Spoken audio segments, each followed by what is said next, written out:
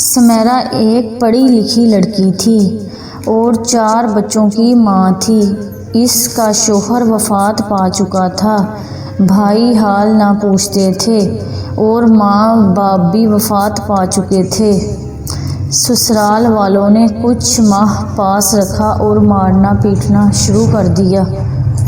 بھابی نے طنز کیا، ہم تمہارے بچوں کو نہیں پال سکتے۔ سمیرا بچوں کو لے کر کہاں جاتی؟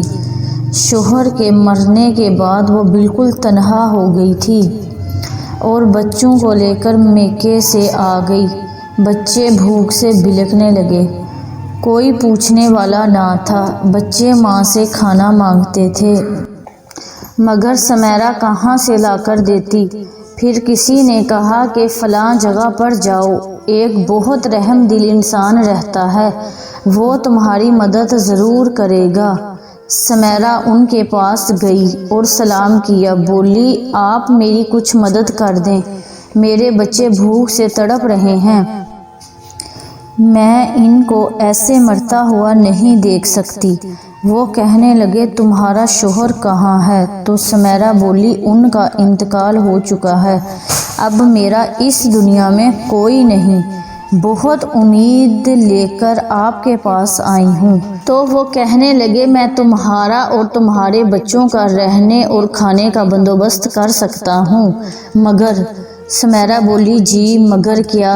تو وہ بولے میرا ایک بیٹا ہے، تم اس سے شادی کر لو، وہ تمہارے بچوں کو بھی ساتھ رکھ لے گا، نہ اسے کوئی اعتراض ہوگا اور نہ مجھے۔ وہ بہت خوبصورت ہے، میں نے اسے بہت لاڈ پیار سے بڑا کیا ہے، میں نے بہت جگہ کوشش کی مگر اس کی شادی نہیں کروا سکا، تم اس سے شادی کر لو، تمہیں رہنے کے لیے چھت بھی مل جائے گی اور تمہارے بچے بھی بھوکے نہیں رہیں گے اور مجھے میرے بیٹے کے لیے دلہن بھی مل جائے گی۔ ابھی سمیرا سوچ ہی رہی تھی، اس سے پہلے وہ کچھ بولتی، وہ بولے میرے بیٹے میں صرف ایک خامی ہے کہ اس کا ذہنی توازن تھوڑا ٹھیک نہیں ہے، اس کا علاج کرا رہا ہوں، امید ہے وہ جلد ٹھیک ہو جائے گا۔ سمیرا کو کچھ سمجھ نہیں آ رہا تھا کہ اب وہ کیا کرے، ایک طرف بھوکے بچے تھے، دوسری طرف گہری کھائی۔ کافی دیر سوچنے کے بعد اگر آپ میری مدد کرنا چاہتے ہیں تو کر دیں، آپ کی یہ بات نہیں مان سکتی، مجھے میرے بچوں کی زندگی اور خوشیاں بہت عزیز ہیں۔ تو وہ غصے میں بولے اٹھو اور یہاں سے دفع ہو جاؤ۔ سمیرا نے بہت کہا کہ میرے بچے بھوکے ہیں مگر انہوں نے ایک نہ سنی۔ سمیرا وہاں سے خالی ہاتھ پلٹی اور گھر کی طرف چل پڑی جہاں بھوکے بچے اس کا انتظار کر رہے تھے۔ زمانے کی طرف دیکھتے سوچ رہی تھی کہ یہاں سب مطلب کے لوگ ہیں۔ جب سمیرا کا صبر ختم ہو گیا، آخر کار وہ سوچنے لگی چند پیسے ہیں میرے پاس، ان کا زہر لے لیتی ہوں، خود بھی کھا لیتی ہوں اور بچوں کو بھی کھلا دیتی ہوں، ہر روز جو بھوک سے پل پل مر رہے ہیں ایک ہی بار انہیں میٹھی نیند سلا دیتی ہوں۔ وہ اس کشمکش میں وہاں سے چل پڑی اور ایک ہوٹل کے پاس گئی اور کچھ کھانا مانگا، کھانے میں زہر ملایا اور گھر کی طرف چل پڑی۔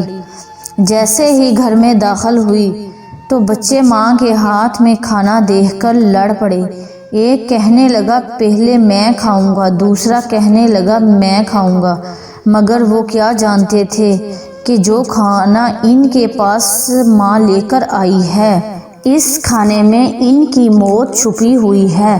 مگر جیسے ہی بچے کھانا کھانے لگے، ماں نے کھانا اٹھایا اور دور پھینک دیا، بچوں کو سینے سے لگا کر زاروں قطار رونے لگی، بچوں کو وہیں چھوڑا اور گھر سے باہر نکل گئی۔ ابھی تھوڑا ہی دور گئی تھی کہ چکر کھا کر گر گئی اور بے ہوش ہو گئی، کافی دیر بے ہوش پڑی رہی اور پھر پاس سے کچھ لوگ گزرے، انہوں نے دیکھا اور اٹھا کر ہسپتال لے گئے۔ ہسپتال میں ڈاکٹر چیک اپ کے لیے آیا اور وہ سمیرا کو جانتا تھا کیونکہ وہ کالج میں ایک ساتھ پڑھتے تھے۔ سمیرہ کا بلڈ پریشر کافی کم ہو چکا تھا۔ ڈاکٹر ریحان جو سمیرہ کے ساتھ کالج میں پڑھتے تھے وہ دیکھ رہے تھے کہ سمیرہ نے کیا حالت بنا رکھی ہے۔ ڈاکٹر ریحان نے اپنے سٹاف کو بتانے لگے، سمیرہ کالج کے دور میں بہت چلبلی، پیاری اور شرارتی سی لڑکی تھی۔ جب سمیرہ کو ہوش آیا تو سامنے ڈاکٹر ریحان کھڑا تھا۔ سمیرہ کو کچھ حوصلہ ہوا۔ ڈاکٹر ریحان نے پوچھا، سمیرہ یہ سب کیا ہے؟ سمیرہ خاموش رہی۔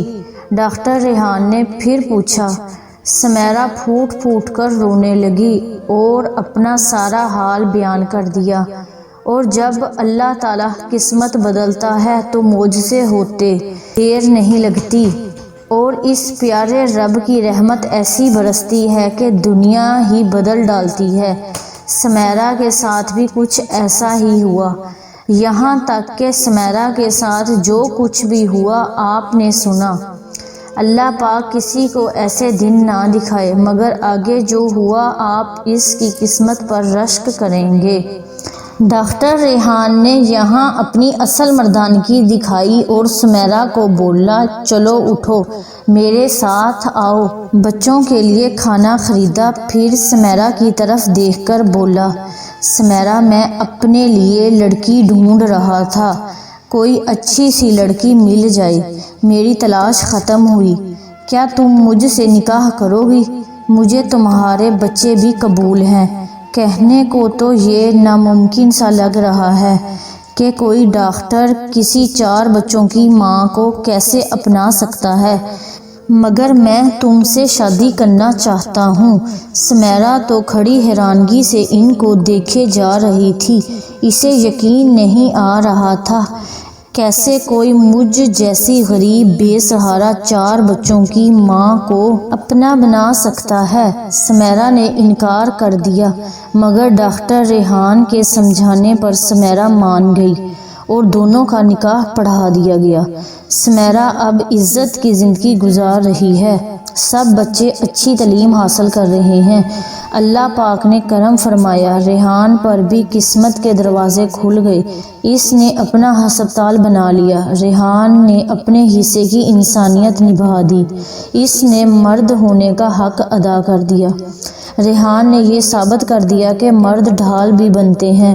ریحان نہ ہوتا تو نہ جانے سمیرہ کے ساتھ کیا ہوتا، شاید وہ اپنے بچوں سمیت خودکشی کر چکی ہوتی۔ اس سے ایک بات تو ثابت ہوتی ہے کہ اگر عزت کی 4 دیواری میں ہو تو اللہ کا لاکھ لاکھ شکر ادا کرو، چھوٹی چھوٹی باتوں پر گھر اجاڑنے کی بات نہ کرو، اور مردوں کا خیال رکھا کرو کہ وہ کیسے گھر چلاتے ہیں، اور مردوں کو بھی چاہیے کہ کچھ باتیں نظر انداز کر دیا کریں، ایک دوسرے کو سمجھیں، ایک دوسرے کا سہارا بنیں۔